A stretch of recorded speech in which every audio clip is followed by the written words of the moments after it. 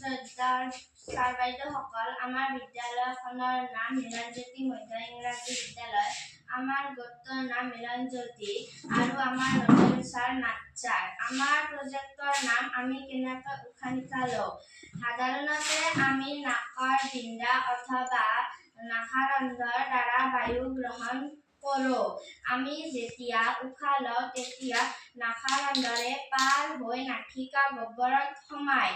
নাসিকা গহ্বৰৰ পৰা বায়ুখিনি বায়ুনলীৰে আমাৰ হাঁওফাওলৈ যায়। বক্ষ গহ্বৰত হাঁওফাও থাকে। এই গহ্বৰত দুয়োকাষ কামিহাড়েৰে আৱৰি থাকে। বক্ষ গহ্বৰৰ তলিখন এখন ডাঙৰ পেশীযুক্ত পৰ্দাৰে গঠিত। ইয়াকে মধ্যছদা বোলে। উশাহ নিশাহৰ লগতে মধ্যছদা আৰু কামিহাড় সঞ্চালন জড়িত হৈ থাকে। আমি এতিয়া আমাৰ প্ৰজেক্টৰ কাম আৰম্ভ কৰিবলৈ লৈছো।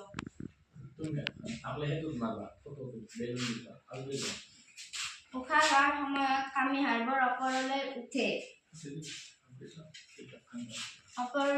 যেতিয়া আমি নিশাহ লওঁ তেতিয়া কামিহাড়বোৰ তললৈ বেলুনটো তললৈ চেপেটা হৈ যায়, অৰ্থাৎ কামিহাড়বোৰ তললৈ নামি আহে।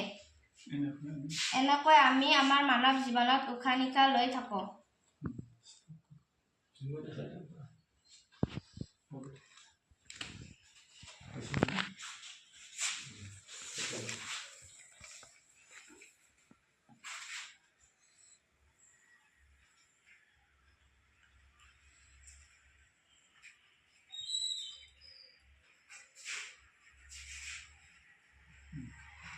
নমস্কাৰ।